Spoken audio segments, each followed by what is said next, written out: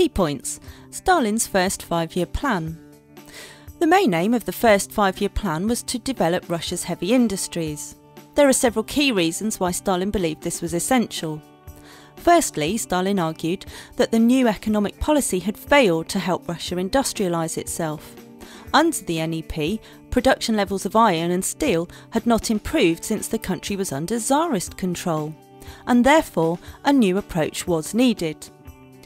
Secondly, Stalin argued that if Russia didn't industrialise at a rapid pace, it would be open to attack from the capitalist West. If Russia's enemies produced more iron and steel than they did, then the West would be able to produce larger war machines. Lastly, there were ideological reasons for implementing the first 5-year plan. The 5-year plan could be used to showcase the power of socialism over capitalism. They could use production figures and stories of great developments as an excellent source of propaganda to convince the people that socialism really would improve their lives. In many respects, the first 5-year plan was doomed right from the beginning. Not only were the unrealistic targets and quotas set, but it also lacked detailed planning and organisation. The State Planning Committee, called Gosplan, was responsible for the setting and monitoring of targets. The State Department handed out broad directives and quotas, but it was left to local party officials to decide how to carry out the plan. Local party officials and factory managers could be sacked or put on trial and executed if targets weren't met. Consequently, many officials lied about how much their factories had produced and hid their production figures within the colossal amounts of paperwork they had to produce.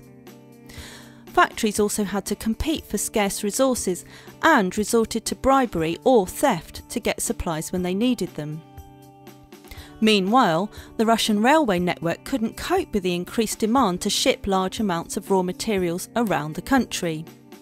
This led to bottlenecks of supplies as goods were left waiting to be shipped, and of course this slowed down production. Some factories, in the sheer panic to reach their targets, produced excessive amounts of substandard goods that were of little value. There were many cases of machines that broke after just a few weeks, and they were unrepairable. Other factories, in such a rush to hit their targets, overproduced parts when only a few were actually required, which again shows that little thought was put into the plan. There were other key weaknesses of the first 5-year plan. Russia's consumer and lighter industries stagnated as little attention was paid to them.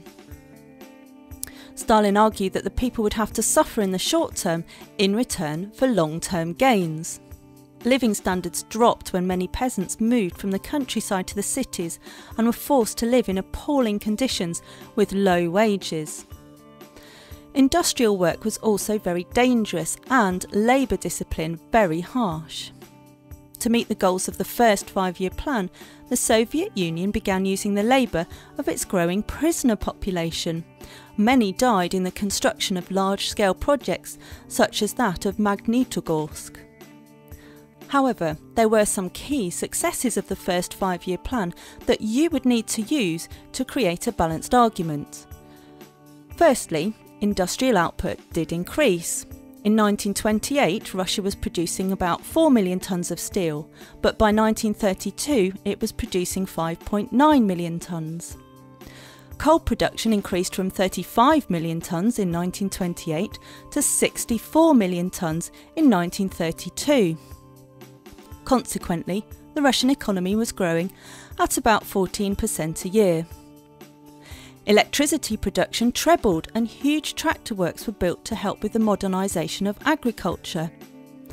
Also, engineering improved and new designs were being produced and used. You could also argue that one of the successes of the first 5-year plan was that the Soviet Union began its journey to becoming a world superpower, as well as preparing for war. Lastly, there was genuine communist enthusiasm amongst the young pioneers, and the propaganda effectively convinced many that socialism was the way forward for Russia.